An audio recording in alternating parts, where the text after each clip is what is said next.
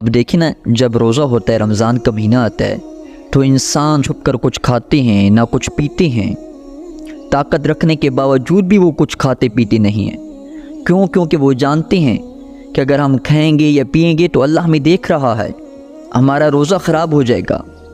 تو اب دیکھیں کہ جو رب رمضان کے مہینے میں ہمارے کھانے پینے کو دیکھ سکتا ہے تو کیا وہ رب ہمارے سارے سال کے گناہوں کو نہیں دیکھ سکتا؟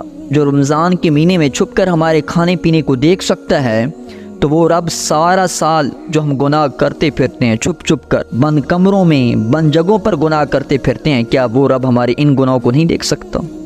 کاش کہ ہمارے اندر یہ سوچ پیدا ہو جائے کہ رب تو ہر وقت ہمارے ساتھ ہے، ہمارے ہر ایک کام کو رب دیکھ رہا ہے۔